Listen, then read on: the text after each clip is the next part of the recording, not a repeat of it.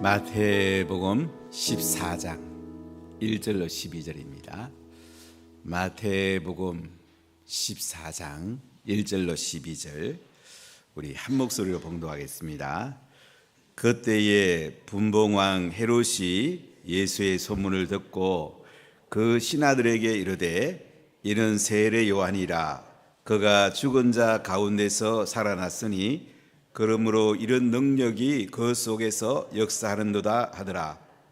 전에 헤롯이 그 동생 빌립의 아내 헤로디아의 일로 요한을 잡아 결박하여 옥에 가두었으니 이는 요한이 헤롯에게 말하되 당신이 그 여자를 차지한 것이 옳지 않다 하였음이라.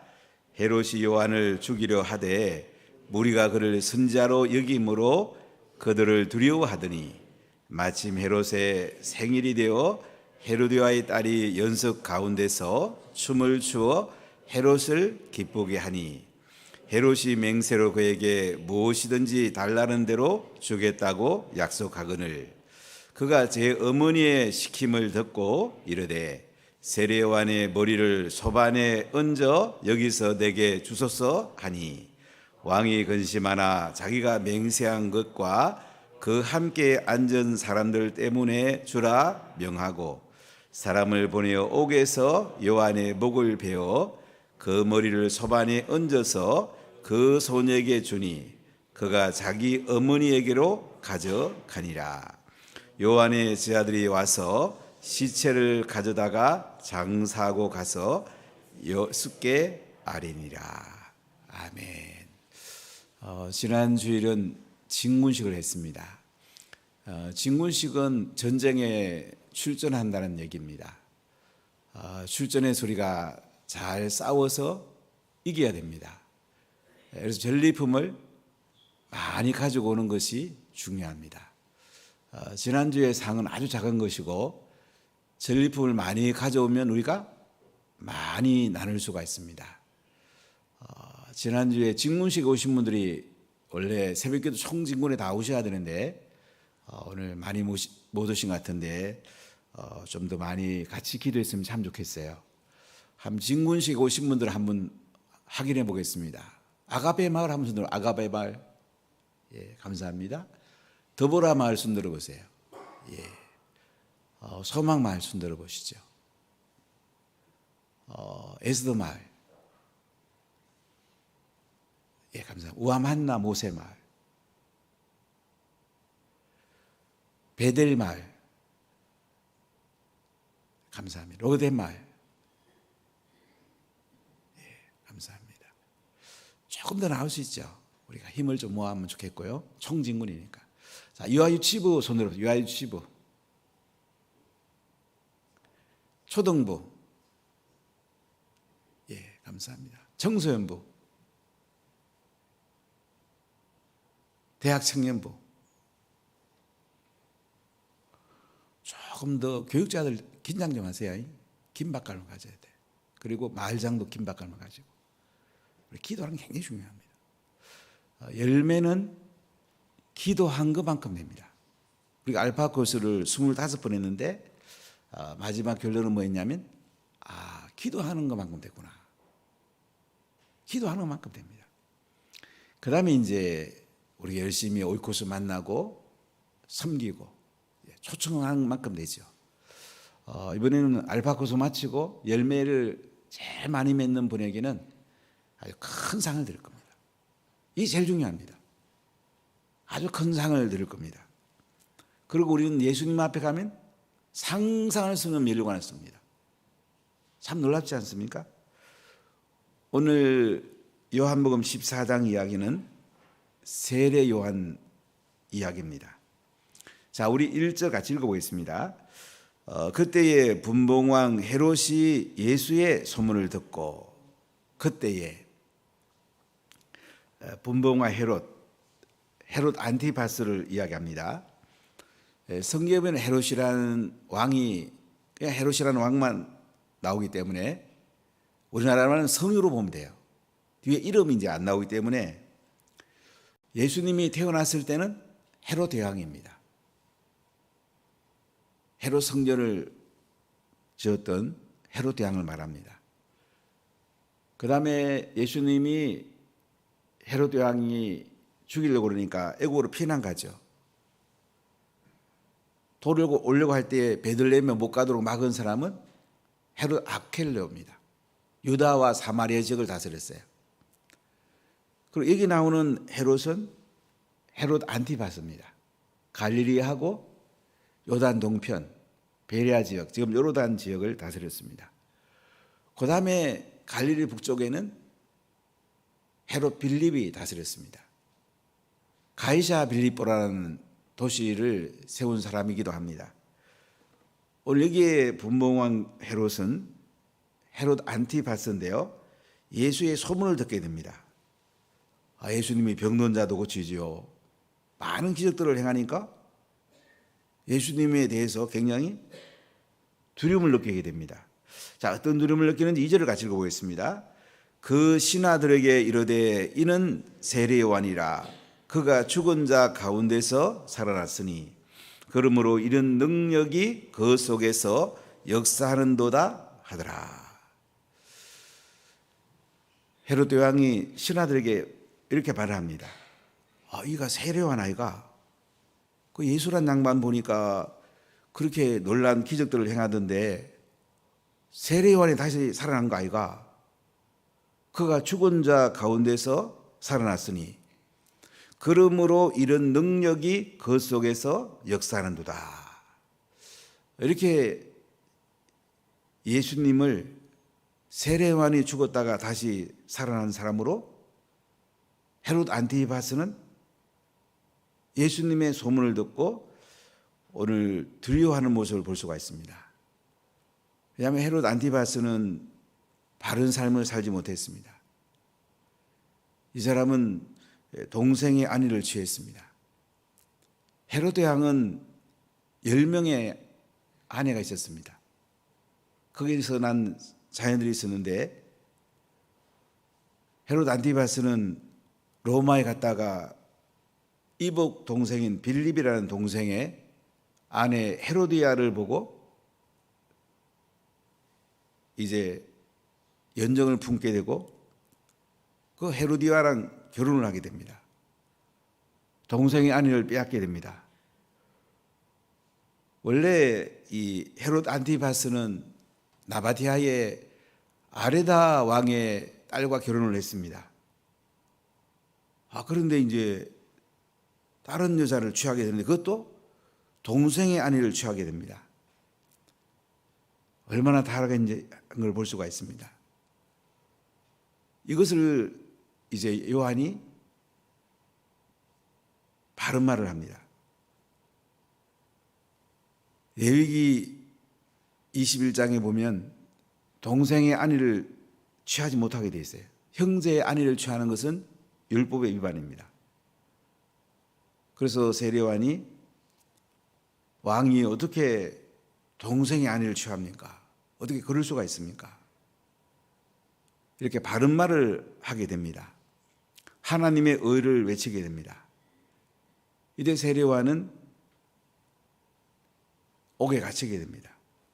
사해 동쪽에 보면 마케르스라는 성이 있는데요. 그 성에 있는 감옥에다가 헤롯 안티바스가 세례 요한을 가두게 됩니다. 자, 오늘 4절 한번 읽어볼까요? 이는 요한이 헤롯에게 말하되 당신이 그 여자를 차지한 것이 옳지 않다 하였습니다. 동생의 아내를 취하는 것이 옳지 않다. 불의한 일이다. 어떻게 동생의 아내로 쫓기으니 동생의 아내랑 어떻게 범부의를 벌이고 재혼을 할 수 있느냐. 이렇게 세례 요한이 하나님의 의를 외치게 됩니다. 5절 읽어보겠습니다. 헤롯이 요한을 죽이려 하되 무리가 그를 선지자로 여김으로 그들을 두려워하더니. 헤롯이 세례 요한을 죽이려고 하는데 백성의 무리들은 세례 요한을 선지자로 여김으로 선지자를 죽였다가는 또 왕이 요거도 먹고 또 자기가 비난받을 거 생각하니까 두려워합니다. 자, 그런데 6절을 보세요. 마침 헤롯의 생일이 되어 헤로디아의 딸이 연석 가운데서 춤을 추어 헤롯을 기쁘게 하니. 자, 그런데 헤롯 안티파스의 생일이 되었고요. 생일 잔치에 헤로디아의 딸이 춤을 추게 됩니다. 여기 헤로디아의 딸은 헤롯 왕가의 사이에서 태어난 딸이 아닙니다.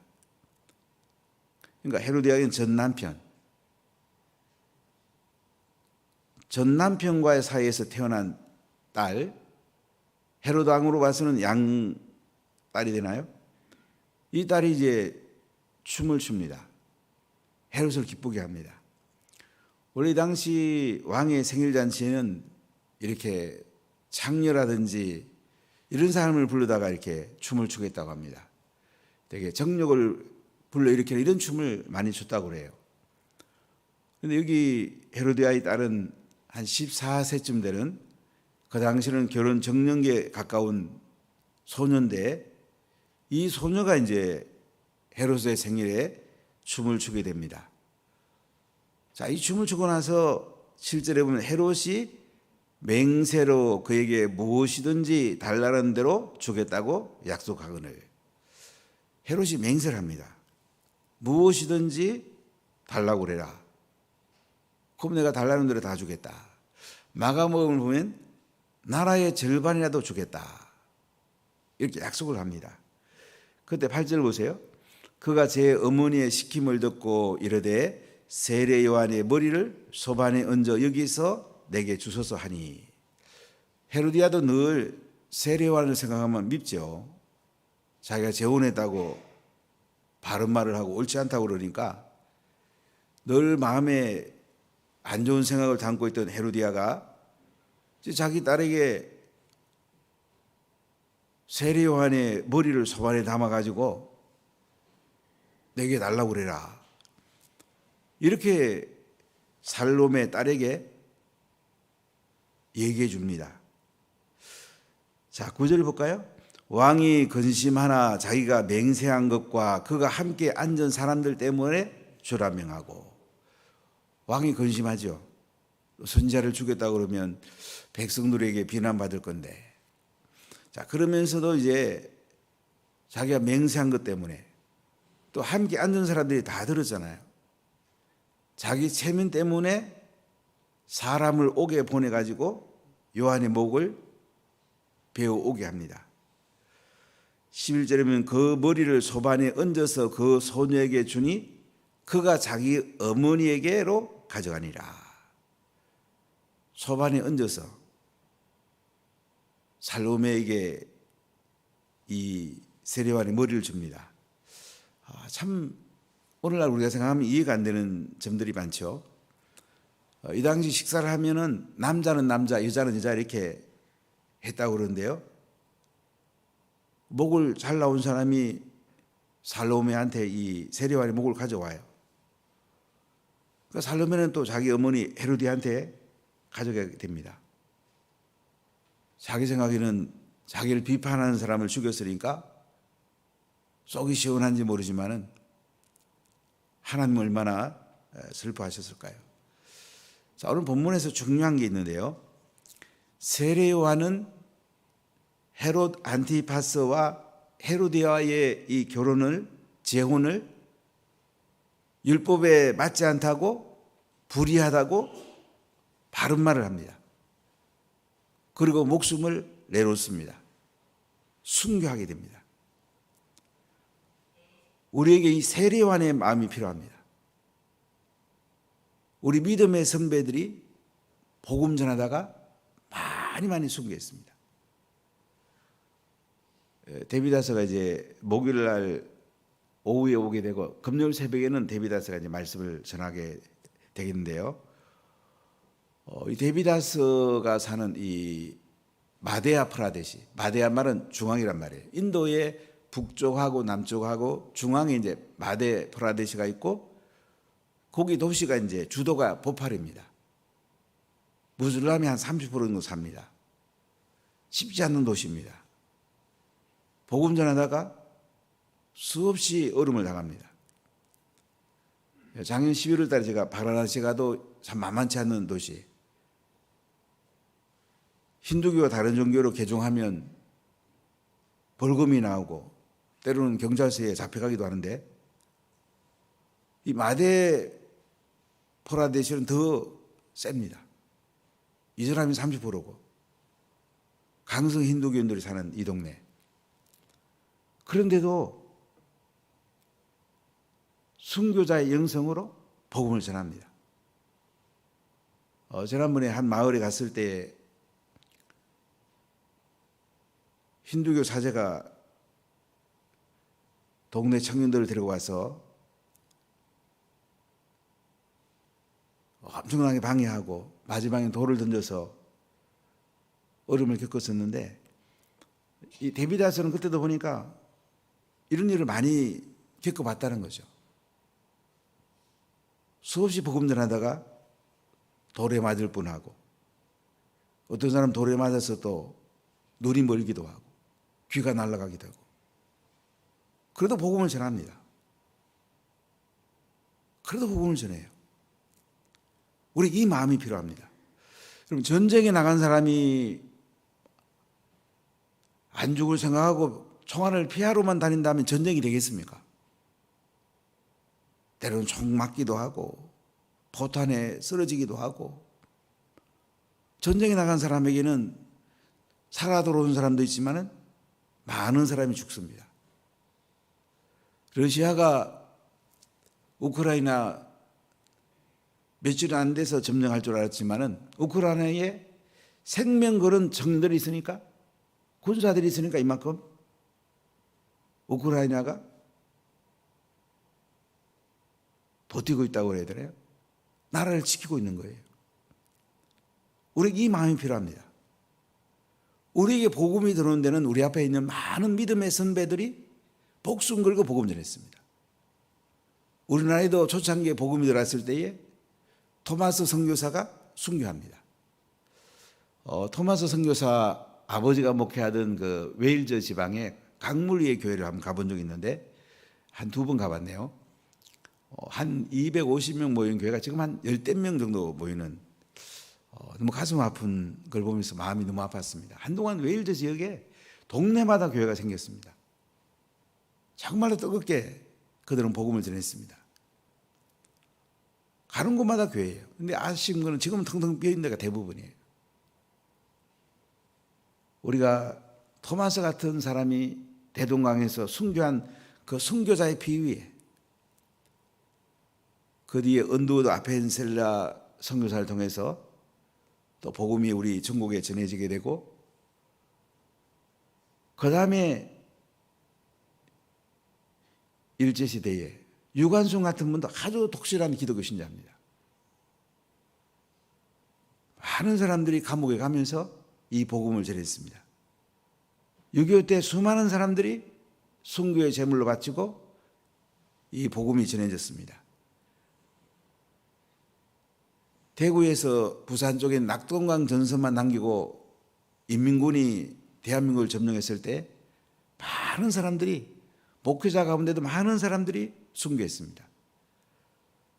전라도에 그 염산교회라는 교회 가보니까 한 70명 정도가 순교했습니다. 목사님하고 가족이 다 순교당하고, 목사님은 살가죽을 벗겨서 죽이고, 성도들은 돌을 목에 매달아 가지고 바다에 빠뜨리고, 이런 순교자의 피위에 한국교회가 세워진 겁니다. 그냥 교회가 세워진 게 아닙니다. 나한테 복음이 전해지는 그 과정 속에 보면은 수많은 사람들의 피가 묻혀져 있는 거예요. 2000년 동안 내게 복음이 들어오는 동안에 그냥 내 속에 복음이 들어온 거 아닙니다. 그래서 우리가 복음을 전하려면 이 순교자의 영성이 필요하고 긴박성이 필요합니다.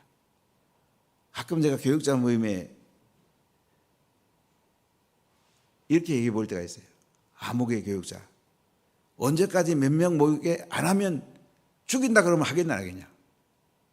말도 안 되는 얘기 같지만 좀 도전을 주고 싶어서 그렇게 말할 때가 있어요. 그 마음이 필요해요. 우리에게 이 순교자의 영성, 긴박감, 한 영혼을 살리기 위해서 정말로 내 모든 걸 쏟아붓는 이게 필요합니다. 자녀가 죽어가고 있는데, 지옥 가고 있는데, 뒤로 말하면 지금 지진이 나와가지고 밑에 깔려 있는데 가만둘 부모가 어디 있어요? 어떡하든지 건지지 않겠어요? 모든 걸 다 희생해서라도 자녀를 건져내지 않겠습니까? 이 마음이 필요해요. 세례요한은 선지자였습니다. 구약의 마지막 선지자입니다. 사람이 낳은 자녀 중에 가장 큰 자라고 그럽니다. 그런데도 그는 왕이 잘못했을 때, 왕비가 잘못했을 때 바른 말을 합니다. 자기 옥에 갇힐 줄 압니다. 죽을 수 있을 줄도 압니다. 그래도 세례요한은 자기 목을 내놓습니다. 이런 마음이 우리에게 필요합니다. 세례요한은 예수님의 오실 길을 예비한 사람이고 광야에서 메뚜기하고 석청을 먹으며 검소하게 살았고 그 다음엔 불의에 대해서 하나님의 의를 외쳤던, 하나님 나라를 외쳤던, 신약으로 말하면 예수님의 복음을 외쳤던, 가슴이 뜨겁고 긴박성 있고 순교자의 영성을 가진 사람입니다. 우리에게 이 마음이 필요합니다. 이번에 또 되면 되고 안 되면 안 되고 그런 마음 가지면 안 됩니다. 그런 마음 가지는 분 안 계시겠지만은 이번에는 어떻게든지 내 자식을 살려내야 되겠다. 우리 혜린이가 안 나오는데 혜린이 건져내야 되겠다. 준우랑 어쩌든지 얘들 나오게 만들어야 되겠다. 이 마음이 필요해요. 김준호 권사님 그러나 안 그러나 정원필은 또 어디 갔노? 우리 그 마음이 필요해. 뭐 직장 갔다 와서 피곤하기도 하겠지만 아이고 지옥 가면 되겠나 그래. 우리 그 마음이 필요하다니까. 살리고자 하면 못 살릴 사람 어디 있어요? 세례요한은 오래오래 살면서도 뭐 할 수도 있지만은 하나님 나라의 바른 의를 선포하면서 자기의 목숨을 걸고 하나님 편에 섰습니다. 우리가 하나님 편에서는 이 마음이 필요해요. 그럼 나머지는 하나님 다 하십니다. 기도하고 섬기고 만나고 옳고서 계속 우리가 기도하면서 또 섬기고 만나고 그러면 복음 전하는 쓰면 복음 전하고 안 되면 교회로 데리고 오면 또 복음 전하잖아요. 알파고스면 또 정확한 복음 전하고 열린 셀에 와서 여러분들이 또 복음 전해야 되고 계속 우리가 이 과정을 밟아가면 그들 마음속에 이른 비 늦은 비가 오듯이 촉촉하게 하나님의 복음이 들어가게 됩니다. 우리 마음속 이 마음이 들어가면 좋겠어요. 이 세례요한의 이 긴박성, 순교자의 영성, 내 목숨을 바쳐서라도 하나님 나라 복음을 선포해야 되겠다. 이 마음을 한번 가져봅시다. 그리고 내일 아침에는 마을장 셀리들이 다 연락해서 교회학교 마찬가지 다 나오세요. 원래 이번에는 스데카부츠 가면 정말 총징을 하려고 그랬는데 사람 스스로 잡아하는 게 쉽진 않네요.